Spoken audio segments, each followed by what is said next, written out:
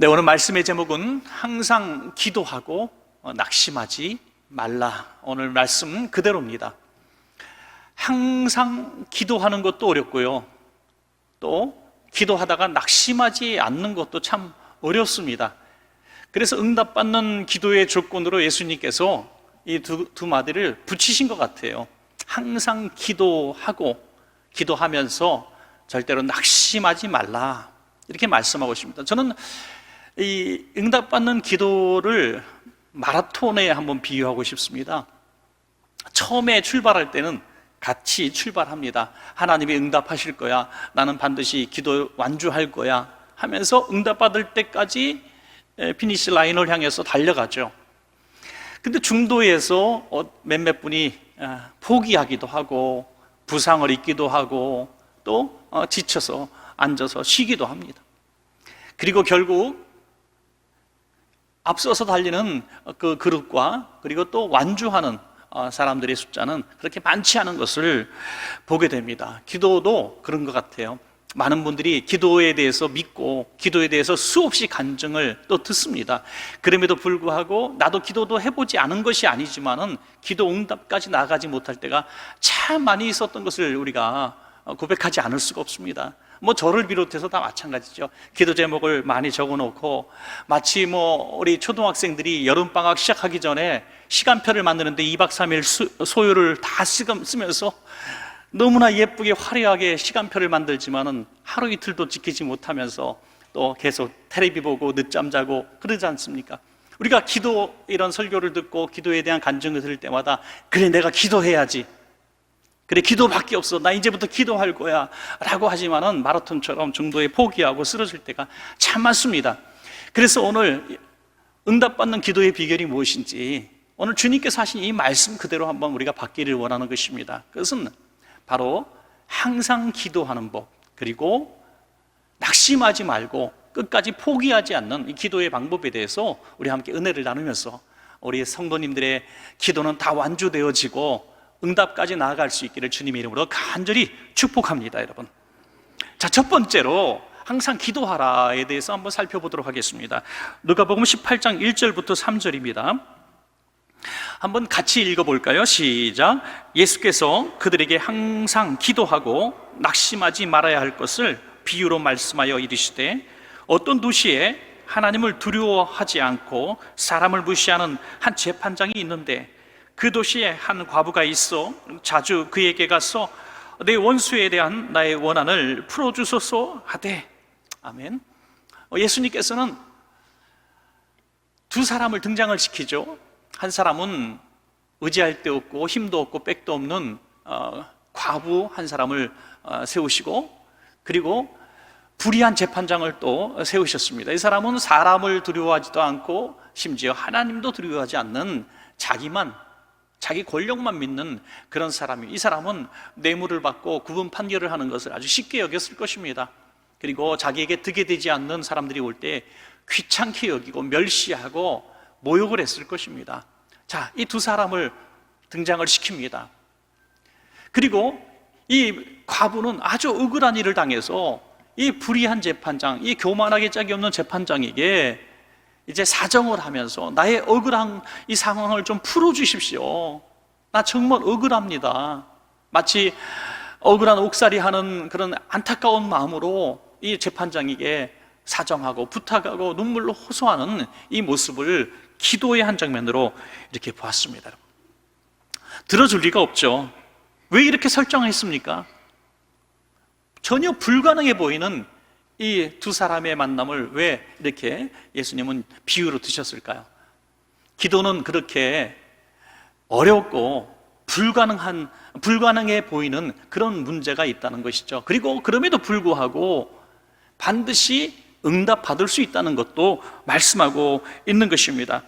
항상 기도해야 된다는 것은 이 과부가 매일같이 날마다 아침이면 눈을 뜰 때마다 제일 먼저 달려와서 이 재판장이 가는 길목에, 출근 길목에서 기다리다가 날 좀 도와주세요, 날 좀 도와주세요라고 얼마나 외쳤겠느냐 이거죠. 항상 날마다 언제까지? 이 재판장이 자기의 억울한 사정을 들어줄 때까지 끊임없이 기도했다. 이거 항상 기도했다는 것이죠. 항상.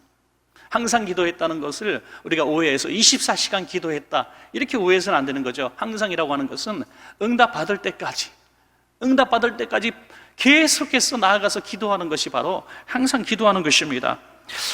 미국의 기독타임즈가 있는데요, 기독타임즈에서 조사한 바에 의하면 기도의 중요성을 알고 있는 그리스도인이지만은 나는 특별히 기도 시간을 이렇게 할애해서 기도한다고 하는 사람들은 100명 중에 1명밖에 되지 않는다는 통계가 나와 있습니다. 우리는 어떤지 모르겠습니다. 우리가 왜 이런 일이 벌어졌을까? 기도의 중요성은 우리가 예수님 믿는 첫날부터 주님 만나는 날까지 계속해서 강조받는 것인데 왜 이런 일이 벌어졌을까? 100명 중에 1명밖에 없을까? 저는 이 기도에 대한 오해가 있지 않는가 하는 생각이 듭니다. 기도를 정해진 장소, 정해진 시간만 해야 된다는 이 생각을 하기 때문에 그런 것 같습니다. 그래서 예배 시간, 우리가 기도 언제 하십니까? 라고 물어보면 우리는 자신 있게 2번 대답합니다. 한 번은 예배 끝나고 한 1분 동안 기도하는 거, 2번째 밥 먹을 때 기도하는 거, 그죠? 식사하실 때 자신 있게 대답하죠. 그래서 기도 시간이라고 그걸 생각합니다. 여러분, 그러나 오늘 이 여인이 그렇게 기도 시간, 예배 시간, 식사할 때만 기도했을까요? 아니지 않습니까? 응답 받을 때까지 24시간 그의 마음속에서 한 번도 이 기도 제목이 떠난 적이 없을 겁니다. 너무나 애절하고 너무나 급하고 너무나 간절한 기도 제목이 있기 때문에 항상 그 마음속에 이 기도 제목이 있는 거예요. 누군가 옆에 지나가다가 툭 치면서 집사님 기도 제목이 뭐예요? 하면은 1초도 망설임 없이 기도 제목이 튀어나오는, 이것이 항상 기도하는 기도의 제목이라는 것입니다. 그래서 우리는 어떤 정해진 장소, 예배 시간 외에도 우리는 기도를 계속할 수 있는데 그 계속할 수 있는 기도에 굉장히 중요한 동기라 그럴까요? 원동력이라 그럴까요? 그 부분은 확실한 기도 제목이 있어야 한다는 것을 깨닫습니다. 유명한 일화인데요, 무디 목사님께서 배를 타고 대서양을 건너실 때 배에서 화재가 났답니다. 불이 났습니다. 그래서 사람들이 막 물로 이 배에 불을 끄고 이제 열심히 이제 진화 작업을 하는데 이 많은 그룹, 이 배에 탄 그룹이 다 그리스도인들이 많았습니다. 그래서 무디 목사님을 알아보고 목사님은 좀 기도하십시오. 불이 좀 빨리 꺼질 수 있도록 기도 좀 해주십시오. 근데 목사님이 양동이 갖고 물 떠다가 막 물을 뿌리는 거예요. 계속 기도하지 않으시고. 그러니까 사람들이 목사님 같은 분은 기도를 해주셔야죠. 모세처럼 기도를 해주시고 불 끄는 건 우리가 하겠습니다. 그랬더니 무디 목사님이 하신 유명한 얘기가 있습니다. 아니요, 나는 양동이로 물을 푸면서도 기도할 수 있습니다. 할렐루야. 양동이로 나는 물을 푸면서도 기도할 수 있습니다. 기도가 골방에 들어가서 하는 것만이 기도가 아닙니다. 나는 살아가면서 전철역에서도 또는 택시를 타서도 또는 직장에서 일을 하면서도 주방에서 우리 자녀들을 위해서 요리를 하면서도 나는 기도할 수 있습니다. 그렇게 자신 있게 이야기하는 것입니다. 여러분, 예수님도 기도의 습관을 가지신 분 아닙니까? 공생애 시작하시기 전에 40일 동안 광야에서 기도하셨습니다. 그리고 오병이의 기적을 베푸신 이후에 사람들을 피하셔서 한적한 곳을 찾아서 조용히 골방 기도를 하셨습니다. 그리고 십자가 지시기 전에 겟세마네 동산에서 정말 처절한 사투를 벌리는 기도도 하셨습니다. 예수님은 습관을 따라 기도하셨다 그러셨습니다. 아주 인생의 중요한 순간에, 극적인 순간에는 어떤 정해진 시간, 정해진 장소에서 집중적으로 기도하기도 하셨지만 그의 일상 삶을 보면 그냥 항상 기도의 삶을 살았다는 매우 중요한 증거가 하나 있습니다. 그것은 주님과의 소통이라고 하는 것이죠. 여러분, 기도가 뭡니까? 기도는 하나님과의 대화입니다. 대화.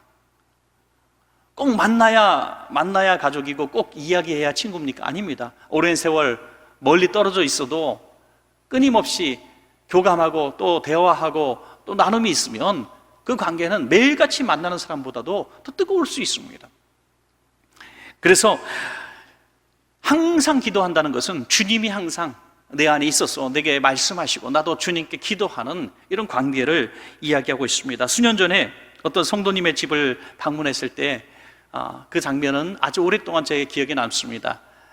집이 큰 집도 아닌데 장롱이 이렇게 좀 앞으로 나와 있어요. 뒷공간이 굉장히 많이 띄워놓고 해서 보통 그렇게 많이 하셨죠. 옛날에 그 벽지에 이제 뭐 곰팡이 같은 거 많이 쓸고 하면은 좀 이렇게 떼놓기도 하고 그러죠. 근데 그것보다 훨씬 많이 빼놔서 웬일인가 하고 뒤를 들여다보니까 거기 조그만 방석이 하나 놓여 있었습니다.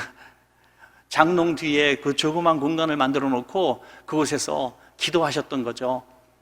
밖에서 뭔가 소리는 들리는데 방문 열어보면 아무도 없어요. 아이고, 귀신이 나타났나 하고 깜짝 놀라겠죠. 장롱 뒤에서 흐느끼는 소리가 납니다. 여러분, 상상 가십니까? 날마다 집에서 아이들 학교 보내고 남편 출근시키고 우리 여집사님이 그 장롱 뒤에서 그 방석에 앉아서 흐느끼고 우시는 그런 모습을 생각할 때 한편 짠하기도 했습니다, 여러분. 그러나 그 장소는 그 집사님에게는 천국이요 피난처였을 것입니다. 오늘 함께 우리가 찬송을 부르셨는데 찬송가 364장 내 기도하는 그 시간, 이 작사자는요 월포트 목사님인데 이분은 앞을 볼 수 없는 시각장애인이셨습니다. 앞을 볼 수 없는 시각장애인이 지은 이 찬양의 가사가 얼마나 공감이 됩니까? 내 기도하는 그 시간, 그때가 가장 즐겁다. 이 세상 근심 걱정이 얼매인 나를 부르사 어디로요? 기도장소로 내 진정스러운 주 앞에 낱낱이 바로 아래요 큰 불행 당해 슬플 때 나 위로받게 하시네. 이 앞을 볼 수 없는 시각장애인 목사님께서 세상의 화려한 것들 볼 수 없고 삶의 가장 기본적인 인권조차 유린당하고 그런 무시를 당하는 순간들이 얼마나 많았겠습니까? 그때 그에게 가장 큰 위로를 주는 것은 눈을 감아도 보이시는 주님이셨을 것입니다. 눈을 감아도 보이는 하나님 나라셨을 것입니다. 그 장롱 뒤에는 깜깜하고 아무것도 보이지 않았지만 그 기도 시간을 통해서 그분은 하나님을 만나는 귀한 천국을 맛보았을 것입니다. 여러분, 사랑하는 여러분, 눈을 떴다고 보이는 것이 아니라 우리가 깊이 생각한다고 알 수 있는 것이 아니라 우리가 기도를 통해서 눈을 감았지만 환경은 깜깜하지만 주님이 보이고 주님이 나를 만나주시는 그 순간이 내가 항상 기도하는 순간인 것입니다. 우리 한번 1절 한번 불러볼까요? 그런 마음으로 우리 오르간 반주 좀 부탁합니다. 내 기도하는 그 시간 우리 1절만 한번 불러보도록 하겠습니다. 그 장롱 뒤에 내가 있다 생각하고 또 내가 그 목사님 앞을 볼 수 없는 캄캄한 환경 가운데서 주님만 바라보는 목사입니다 생각하고 우리 1절만 한번 불러보도록 하겠습니다.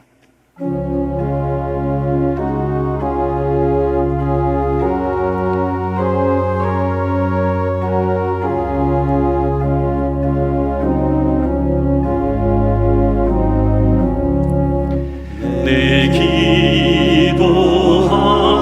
기도하는 그 시간 그때가 가장 즐겁다. 이 세상 근심 걱정에 얼매인 나를 부르사 내 진정스러운 주 앞에 낱낱이 바로 하래요 긴 불행 당해 슬플 때 나 위로받게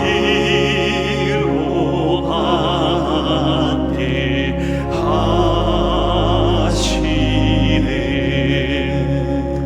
아멘.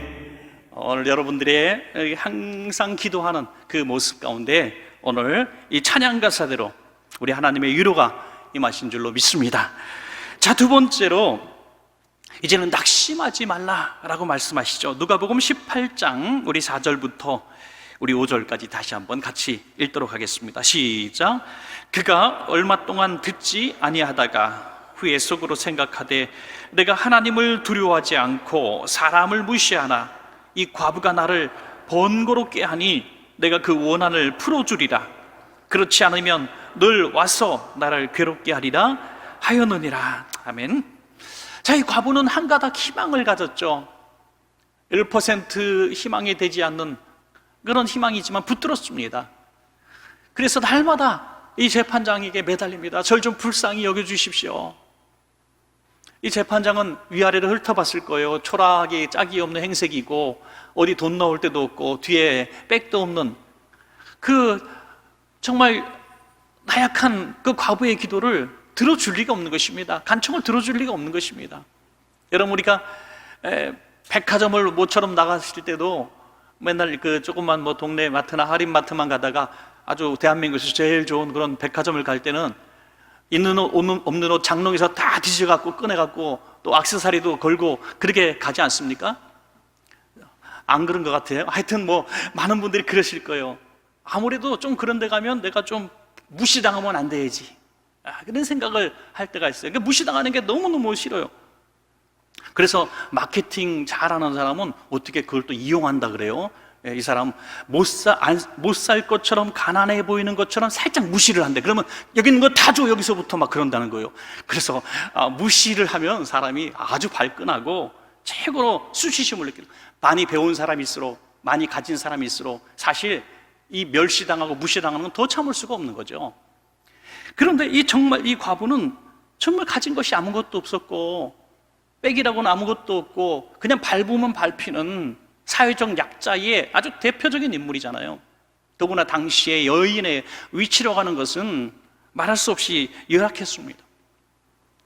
도무지 응답받을 수 없는 이런 상황 가운데서 끊임없이 간절하게 매달리고 울고불고 하니 이 재판장이 하루는 이렇게 마음을 바꾸는 겁니다. 이 사실을 깨달았어요. 내가 들어주지 않으면 이 사람이 나를 번거롭게 하리라, 이 사람이 나를 괴롭게 하리라. 2번 반복해요. 번거롭게 하리라, 나를 괴롭게 하리라. 순전히 자기 이기심에 자기를 위해서 이 과부의 억울함을 풀어주었다 하는 것입니다. 악한 재판장이랄지라도 자기를 위해서라도 응답해 주었다는 것입니다. 여러분, 우리가 이 기도에 대해서 잠깐 오해를 할 수도 있는 것이죠. 그러면 우리 예수님 앞에 기도할 때도 그냥 바지가랑이 붙들듯이 그냥 죽자 살자 기도하면 무조건 응답받을까? 그럼 어떤 분은 이렇게 얘기합니다. 아니, 무슨 소리 하냐고. 헛된 기도, 이기심을 가득한 그런 기도, 또 성경에 보면 응답받지 못하는 기도도 분명히 있는데 그냥 무조건 기도한다고, 나무뿌리 2-3개 뽑고 기도한다고, 금식하고 울부짖는다고 다 응답하시냐? 절대 그거 아니다. 하나님은 하나님의 뜻대로 기도해야 응답받는 거지 절대 아니다, 이렇게 말씀하는 분도 또 있어서 이 문제에 굉장히 곤란할 때가 있죠. 그런데 우리가 하나만 알고 둘을 모를 때가 참 많이 있어요. 하나님의 뜻대로 하는 기도가 뭡니까? 하나님이 가르쳐 주신 기도 아닙니까? 오늘 이 비유는 누가 하셨습니까? 예수님이 하셨습니다. 예수님이. 이 불의한 재판장이 악할지라도 자기를 위해서라도 들어주는데 내가 왜 들어주지 않겠는가? 낙심하지 마라.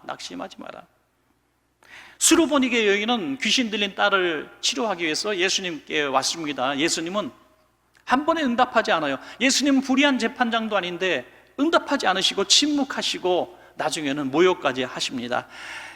이스라엘 백성의 자녀들을 위해서 준비된 떡을 개에게 줄 수 없다, 이방인에게 줄 수 없다, 이런 모욕을 했습니다. 그럼에도 불구하고 이 수로보니게 여인은 낙심하지 않았습니다. 더 매달립니다. 주여, 옳습니다마는 개들도 상에서 떨어지는 부스러기를 먹습니다. 제게 부스러기라도 좀 주십시오. 충분히 낙심하고 포기할 만한 이런 결정적인 이야기를 들었음에도 불구하고 포기하지 않았다는 거죠. 여러분, 우리의 기도에 굉장히 중요한 능선이 있습니다.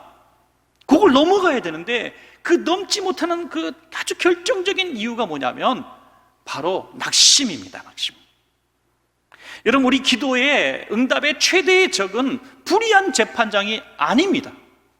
기도의 최대의 적은 백도 없고 힘도 없고 돈도 없는 과부의 처지도 아닙니다. 여러분, 기도 응답의 최대의 적은 여러분이 낙심하는 것입니다.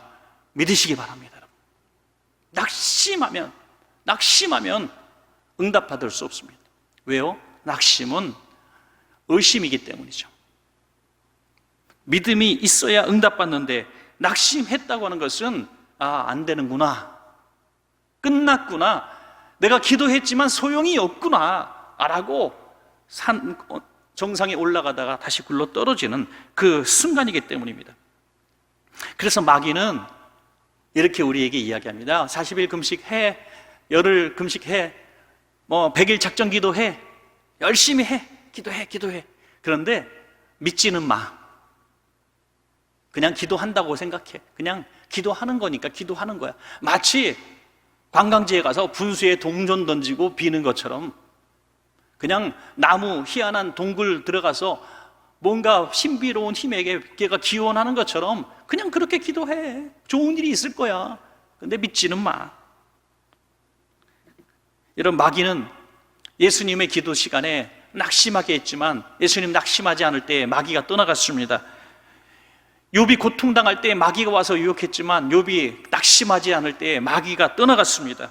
바울이 감옥에 갇혔을 때 마귀가 왔지만은 그가 찬송하고 기도할 때에 마귀가 떠나갔습니다. 모든 믿음의 선진들이 고통받을 때에 마귀가 와서 제일 먼저 그의 마음에 믿음을 빼앗아가려고 했지만 믿음이 뺏기지 않고 낙심하지 않을 때 마귀는 떠나가는 것입니다. 여러분, 기도 응답의 마지막 언덕을 지금 오르고 있는 분들도 계실 겁니다. 마귀는 계속해서 야, 기도했지만 소용없지 않냐, 지금 너 몇 년째 기도한 거냐, 야, 안 된다고 하는데 왜 너만 된다고 희망을 가져, 이건 안 되는 일이야, 끊임없이 여러분들을 낙심시키는 것이 하나님이겠습니까? 그건 마귀인 것이죠. 하나님은 낙심하지 말고 기도하라고 말씀하고 있는데 마귀는 자꾸 안 된다고 낙심하게 하는 것입니다. 이길 수 있는 방법은 뭡니까? 믿음밖에 없는 것입니다. 여러분, 하나님, 내가 기도하고 있습니다. 하나님은 선하신 하나님이니 반드시 응답하실 줄 내가 믿습니다. 어떤 상황과 형편과 어떤 사람의 이야기를 내가 듣지 않고 하나님을 내가 의지합니다라고 낙심하지 않고 기도할 때에 그 문제가 해결될 줄로 믿습니다. 여러분, 야고보서 1장 6절부터 7절까지 말씀입니다. 오직 믿음으로 구하고 조금 더 의심하지 말라. 의심하는 자는 마치 바람에 밀려 요동하는 바다 물결 같으니 이런 사람은 무엇이든지 주께 얻기를 생각하지 말라. 의심하며 기도하는 자는 낙심하는 사람입니다. 낙심하지 마세요, 여러분. 어떤 상황이 봐도 야, 이게 뭐 안 되는 상황, 참. 가게가 너무 힘들고 몸이 아프고 또 내가 가진 실력과 능력으로는 앞으로 코로나 이후에도 살아갈 일이 막막하고 우리 자녀들 봐도 물려줄 것도 없고 너무 근심이 많습니까, 여러분? 절대로 그런 상황과 형편에 지배당하고 눌리고 낙심하지 마십시오. 기도하면 하나님이 새로운 세계를 보여주시고 길을 열어주신다는 것입니다. 여러분,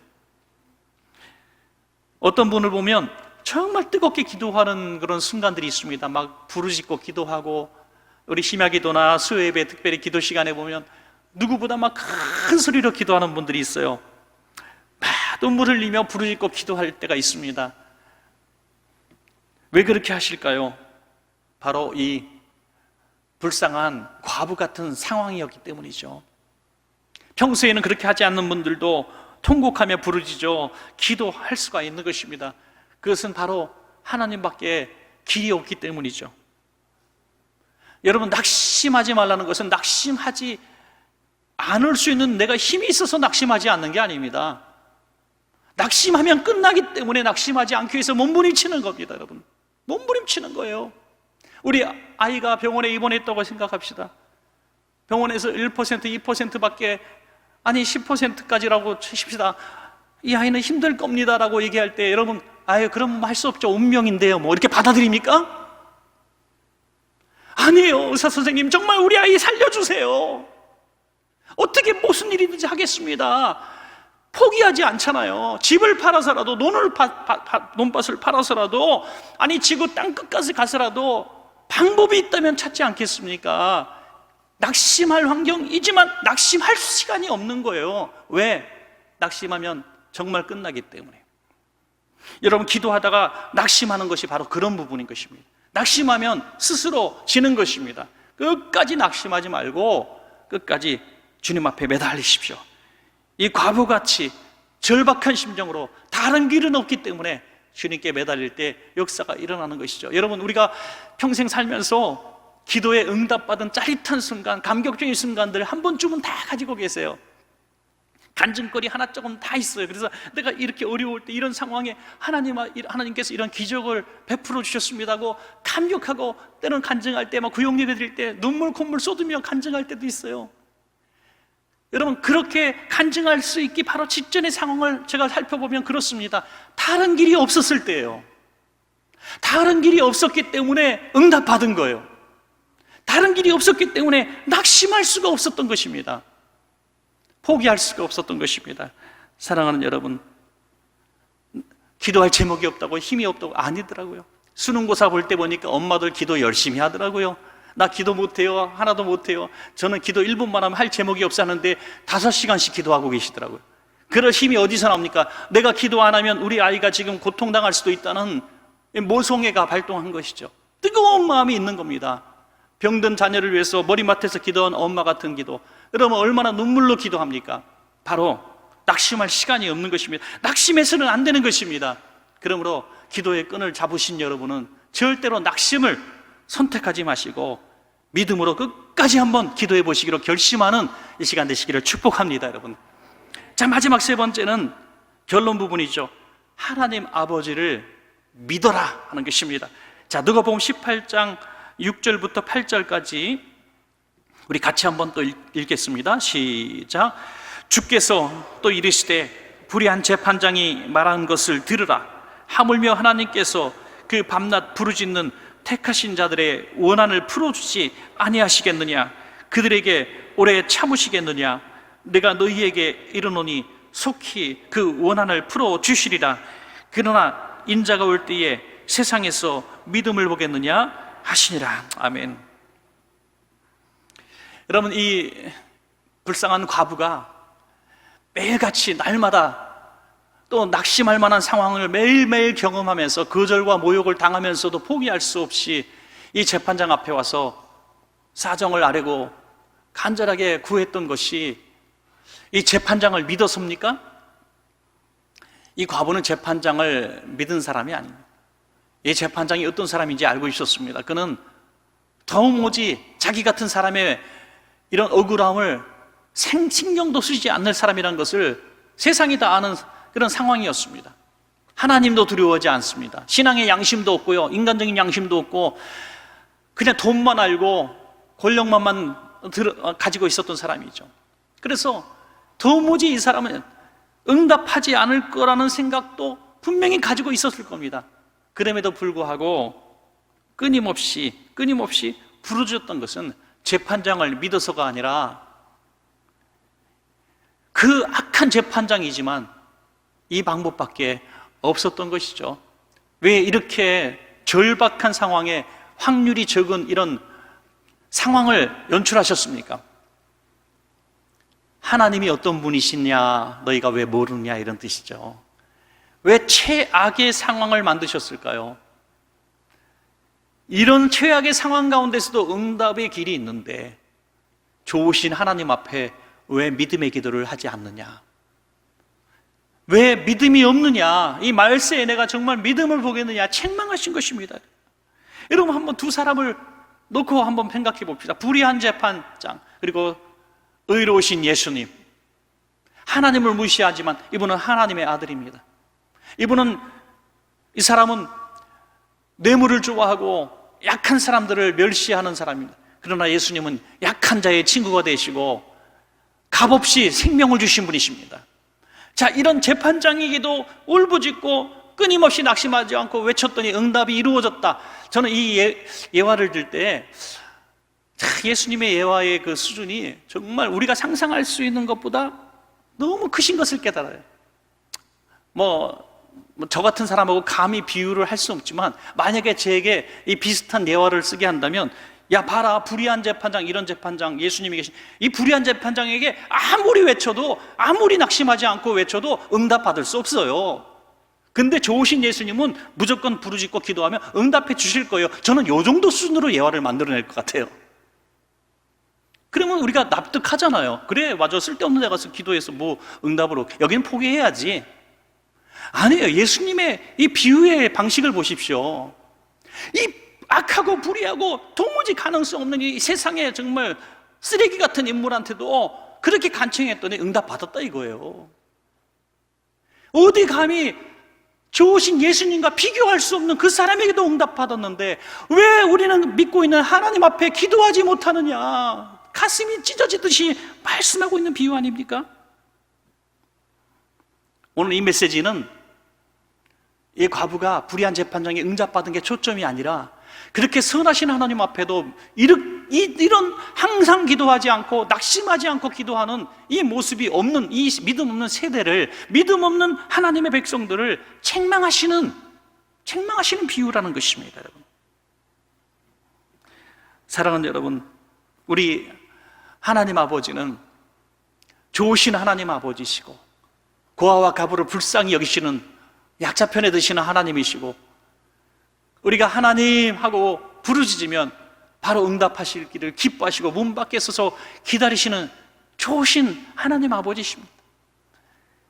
우리가 이 비유의 극단적인 이 상관들을 보면서 이제는 선하신 하나님 앞에 우리가 기도하게 된 것이 이 과부의 처지가 아닌 것이 얼마나 다행스럽고 고마운 일인지 우리가 알아야 한다는 것입니다.